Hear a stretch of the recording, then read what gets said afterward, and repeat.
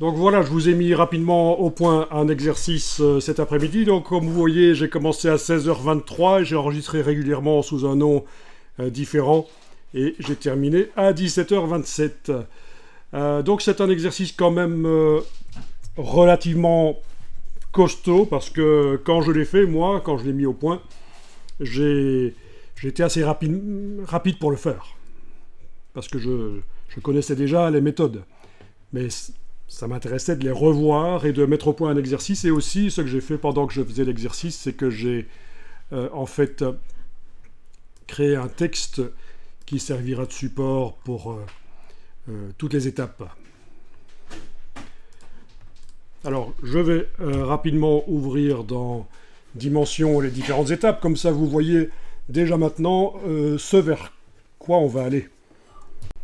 Donc la première étape, ce sera d'aller chercher une tasse en plastique et modifier la couleur de base de la tasse. Ici, je l'ai mise en vert. Et une matière, j'ai mis du doré sur la tasse là au-dessus. Voilà. Ça, c'est la première étape. Je vous montre toutes les étapes là, comme ça, vous voyez ce vers quoi on va.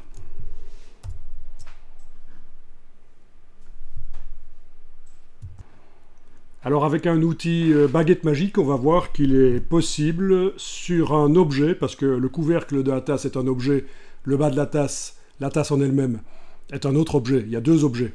C'est ça qui est particulier avec la tasse, c'est qu'en fait c'est une combinaison de deux objets qui sont groupés. Eh bien on va voir qu'avec la baguette magique, on peut éventuellement aller mettre sur une partie d'un objet une matière différente du reste. Voilà, donc une matière différente du reste, comme de la peinture rouge dans ce cas-ci, sur le dessus de la tasse. Alors, c'est discutable comme design, évidemment, mais voilà.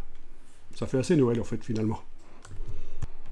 Ici, la tasse d'origine a été dupliquée. Et on verra que ça a été dupliqué de deux manières différentes.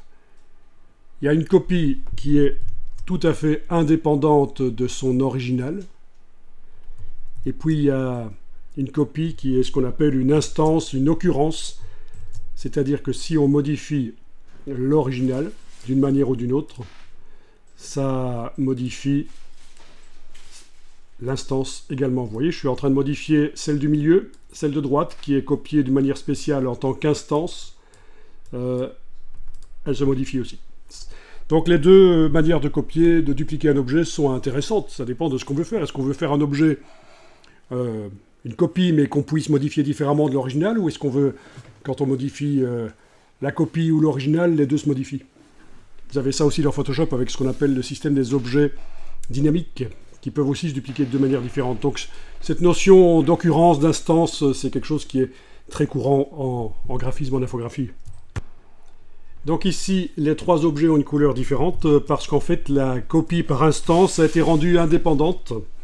Elle a été rendue indépendante et donc ce sont trois objets complètement indépendants. On peut leur mettre des couleurs différentes donc.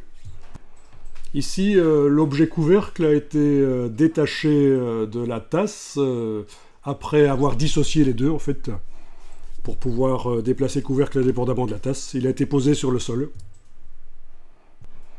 Ici, la tasse en elle-même a été posée sur son couvercle. Donc pour ça, on utilise une fonction d'alignement pour bien aligner en vertical les deux. Ici, on est allé chercher l'image d'une étiquette pixel, mais en fait qui au départ était vectorielle. Mais peu importe, on est allé chercher ça sur le web. Et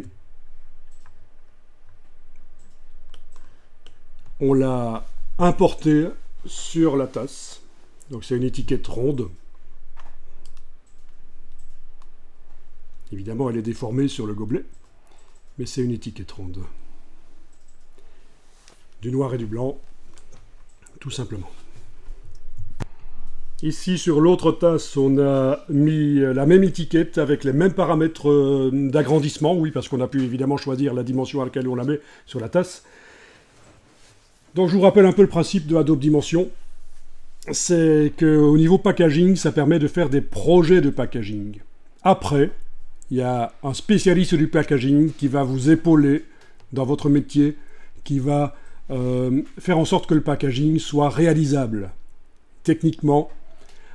Donc ça, c'est vraiment tout un métier, le packaging, la réalisation de packaging.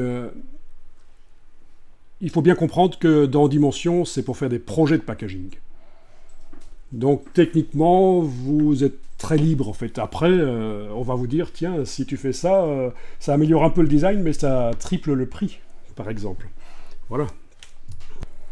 Donc si je vous dis ça, c'est parce que j'ai rencontré dernièrement, et je rencontre régulièrement des gens qui font du packaging, qui se lancent dans le packaging, mais veulent tout faire eux-mêmes, quoi. Ils veulent faire la conception, le graphisme, le côté technique du packaging. À part ça, ils veulent aussi faire des sites web. Donc ils veulent tout faire. Ils n'ont pas compris qu'en fait, il y a vraiment intérêt à collaborer avec des personnes et qui ont chacune leur spécialité. On ne sait pas être bon en tout. Il faut à un certain moment dire, tiens, les sites web ou la vidéo, c'est pas moi qui vais le faire, je vais collaborer avec quelqu'un et je lui rendrai l'appareil, je ferai du graphisme. La tasse a été agrandie. Alors je suis allé chercher un motif au raccord sur le web. Il a été placé sur la tasse comme vous voyez. Bon, déjà dans un premier temps, je fais en sorte que l'étiquette qui était en dessous du motif revienne par-dessus. C'est déjà ça. Alors là, j'ai demandé que le motif s'agrandisse sur toute la tasse. Mais alors, il y a un problème de raccord, comme on voit.